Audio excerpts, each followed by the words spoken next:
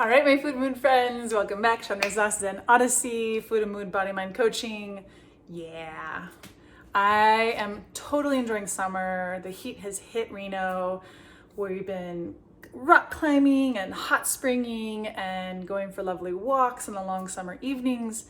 Totally digging summer in Reno. So, well, also just in Nevada and also in Tahoe area. I'm enjoying. We're really enjoying. My little one's in Israel, so I'm kid-free, which is a little wild and also pretty fun for my partner and I to go back to like not having a kid and just like camping wherever and being way more relaxed around schedules. It's pretty cool actually. And I'm really excited to spend August with her and take her to Burning Man, and I'm really happy to see her soon. So both 50-50. So today I want to share a conversation that I had with one of my really dear friends. I love this friend so dearly. I want her more in my life. We never talk long enough. We always love talking. And last time we talked, she asked me for my advice with food. And I think the conversation we had some really interesting pieces that I wanted to share with you, because a lot of how I work with my clients is in their relationship to food. Welcome! Here is your hostess and coach, Chandra Zaz, helping people make food and mood changes doable without missing out. Go ahead, high five that like button, subscribe and share while you're there. And so our relationship with food has to do with how we think about food and how we feel about food. And so by the end of the conversation, she's like, wow, I did not expect this advice from you. Like, it shows how adaptable and flexible you are with how you work with your clients. And then later she sent me a text message and she's like, you really have a gift.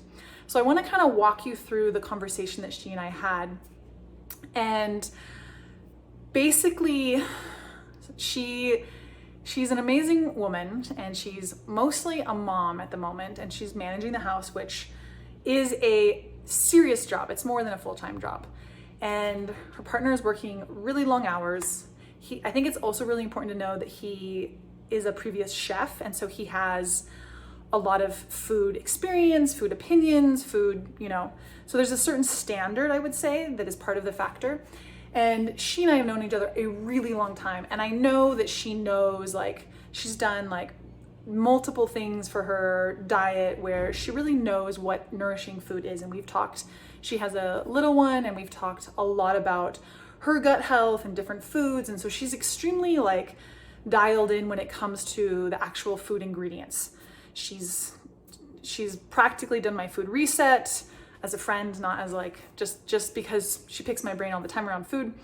And so the actual like food ingredients aren't the issue. And so it was a really fun conversation where she's just basically like, so by the end of the week, I get to my fridge and I'm just stressed and overwhelmed, and I sit in front of the fridge for 20 minutes and then I close the fridge. And so I started asking her questions and really getting down to basically like her struggle was that she was having an issue actually making the food, actually like getting the food from the fridge to the table. She's not having an issue shopping. She's got good ingredients in her fridge. She's just having an issue like getting food on the table, and particularly for her and her partner, because she says, I'm happy to eat the same thing over and over. I'm happy to eat really simple, but like I want to make them, food. But that was not the thought that she had. She didn't have the thought, I want to make them food. She had the thought, and this is where all of the stress and overwhelm came from, was I have to make them food. Hello, my friend. How are you? I'm in the Dead Sea, floating in the water. Go ahead and like and share and follow so we can keep in touch. And so I was like, okay, well, can I coach you a little bit here? Can I offer you some coaching stuff? And she's like, yeah. So I said, when we think, and I said, I teach this with all my clients, when we think we have to do something, it creates pressure and stress in our body. And so one of the most powerful techniques for both reducing stress and also increasing motivation is really questioning, do I actually have to? And we talked about like other options, like does she actually have to make food? And she was like, yeah, actually my partner says he doesn't mind that if we order out and we order in, every day. He's fine with that. And I said, so what if you just order in for a while or hire a private chef? And she's like, oh, I feel so awkward and weird. And I was like, but what about just giving yourself a break, maybe for a couple of weeks? And I said, ultimately, I know that you know how good like clean food feels in your body. And I know that you want to give your little one and your partner really good nourishing food. So if you take the pressure off and you realize I don't have to, I could order out, I could hire a private chef, I could, there are options if you can't afford a private chef. So there are other options for you too. To give yourself the options and actually even do the options, and then trust that you're going to come back to the place where you're like, I want to make homemade meals. I want to give my partner and my little one homemade meals.